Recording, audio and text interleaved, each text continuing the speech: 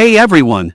Welcome back to Silas Infotech, where we simplify IT concepts to make them easy to understand. Today, we're going to show you how to add a new domain controller to an existing domain. Whether you're an experienced IT professional or just starting out, this step-by-step guide will walk you through everything you need to know. Let's dive in. Why add a new domain controller? Before we jump into the steps, let's first talk about why you might need to add a new domain controller. High availability. Having multiple domain controllers ensures redundancy. If one goes down, the others can take over. Load balancing. Distribute the workload across multiple servers to enhance performance. Geographic distribution. Place domain controllers in various locations to serve users more efficiently. Now that you understand why it's important, let's move on to the configuration steps. Before adding a new domain controller, make sure you've checked these prerequisites. Hostname. The hostname is a unique identifier that helps distinguish a device in a large-scale network. Network connectivity. Ensure the server can communicate with the existing domain controllers. DNS configuration. Verify that DNS is properly configured, and that the new server can resolve the domain name.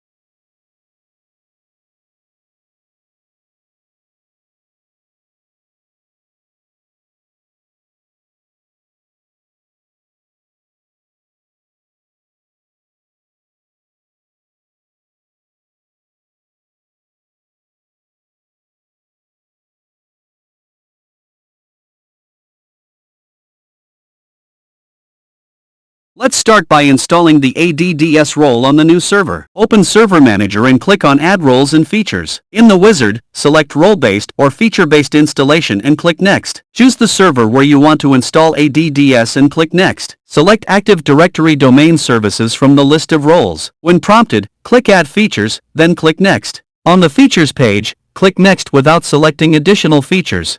Review the information and click Install. Once the installation is complete, you'll see a notification. Don't close the wizard yet, we'll use it to promote the server to a domain controller. Now, let's promote the server to a domain controller. In the post-deployment configuration section of Server Manager, click Promote this server to a domain controller. In the deployment configuration window, select Add a domain controller to an existing domain. Enter the domain name and click Select. Provide credentials for a domain admin account.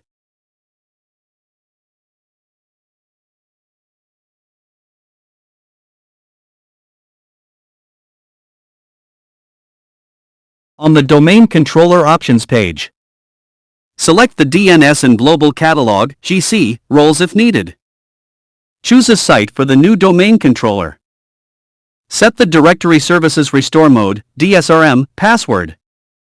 Click Next and review the DNS options and additional options pages.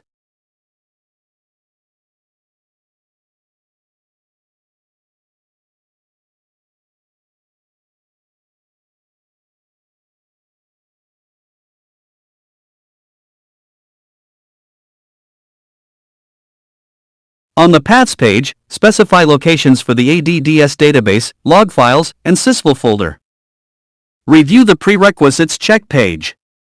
If everything is green, click Install. The server will restart automatically after the promotion is complete. And that's it.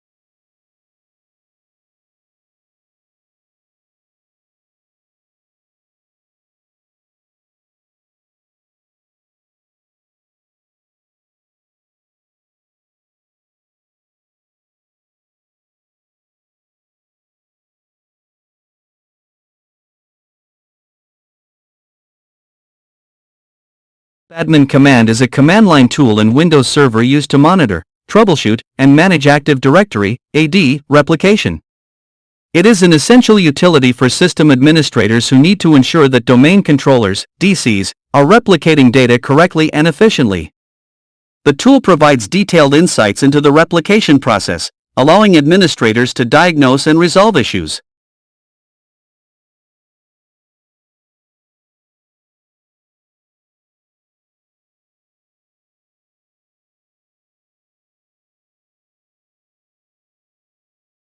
The repadmin/repl command is a powerful tool used in Windows Server environments to provide a summary of the replication status between domain controllers, DCs, in an Active Directory, AD, forest. It is part of the repadmin, Replication Administrator, utility, which is used to monitor and troubleshoot Active Directory replication.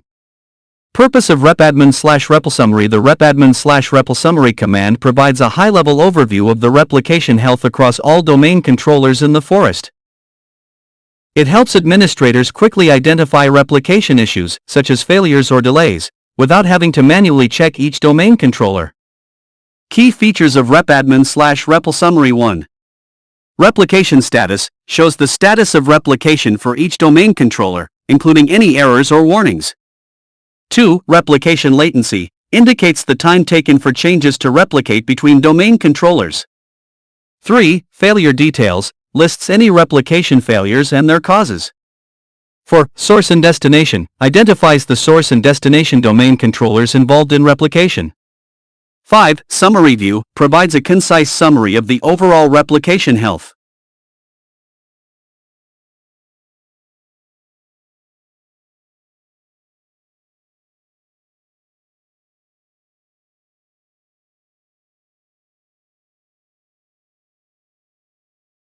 Admin/show-repl command is one of the most commonly used commands in the repadmin toolset. It provides detailed information about the replication status of a specific domain controller, DC, or all domain controllers in an Active Directory, AD, environment. This command is essential for troubleshooting replication issues, verifying replication partners, and ensuring that changes are being propagated correctly across the domain. It looks like you've shared